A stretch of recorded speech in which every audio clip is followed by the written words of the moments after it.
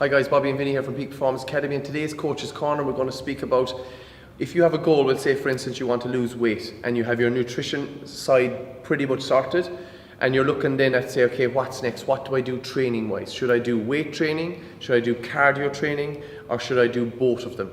And that's what we'll speak about today. So you see, most things you might see on the internet is going to say why cardio is better than weight training or why weight training is better than cardio.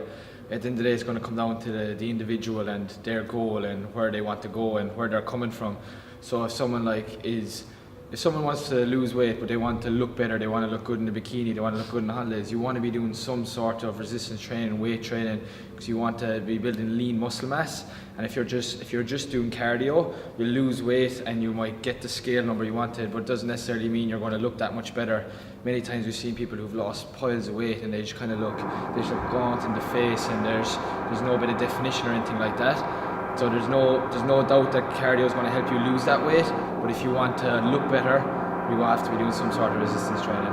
Absolutely, because most people when they, like you said, will want to lose weight, want to look better. If you just want to change a number on the scales, be in a calorie deficit, do loads of cardio, you will change that number, because cardio training is cardiovascular training. Heart health, and think of your cardio wise as if it's weight loss your goal is, you can use that as a little side to burning more calories. When it comes to weight training then, you're looking at recompositioning your body, so changing your body's structure in terms of muscle tone. So what you want to do is you want to turn your body and your actual physical structure. You want to change the appearance of that, and that's going to come from resistance training. And so you start doing some weight training. You might do that 2-3 times a week, and then you'll do your cardio work as a side to that, just to burn that excess calories. You might do maybe 2 or 3 cardio sessions to burn 200 or 300 calories per session, and then you'd use the rest of your training on weights. And that's what the weights is what's going to make the biggest difference. If you look at anybody that you admire or aspire to look like, just see what they do. I said this to somebody today. If you look at somebody that's doing, say, bodybuilding or physique or something like that, and you admire their physique, you say, wow, they look fantastic. There's no way I could ever look like that. But you could look maybe 10% like that, and all you need to do is look at what do they actually do to change their body structure to look like that. Obviously dieting, but the majority, 90% of their training will be weight training, and 10% will be cardiovascular training. And people when they are doing the cardio, then they feel like the hardest thing is always going to be the best thing. They always go to running. They haven't ran in. I said, oh yeah, people always want to do running, and they might have run in a year or a year and a half, and they think, okay, I want to lose weight, I'm going to run. It's the hardest thing to do. But like, how good is running if you do 1K on a Monday night and you're just so sore that you can't train in for 3 or 4 days? If your goal is to run a marathon or run a 5K, of course you're going to have to run. But if it's just to lose weight and look better, there's nothing saying that you have to be running. You can go on a cross trainer, go on a Stairmaster, a bike, go steps. There's loads of different options, and it's going to be so much less weight bearing. It's going to be so much easier on your joints and muscles and everything. It's going to be a lot easier to recover from. There you can do more training, more cardio, or even more weights in that way.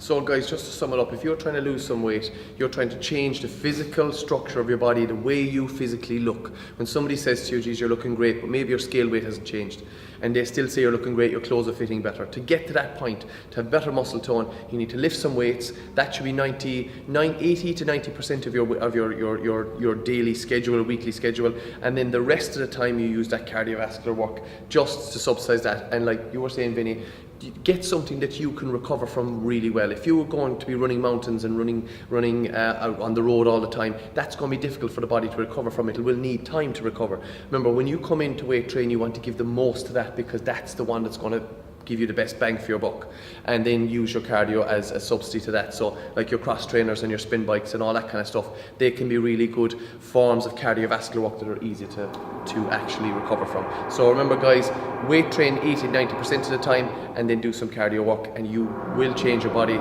you will change the way you look, and you'll be a lot happier and healthier, stronger, fitter. And then if your goal changes and you decide to go down the more performance route for cardiovascular work, like running a marathon and stuff, obviously then you change that variable and you work more on the cardiovascular side than the weight training side, so your percentages would change. It's all goal related, that's the most important thing. Again guys, just apologies for the noise. There's builders downstairs, so they're making a lot of noise, so it's interfering. We're expanding the gym.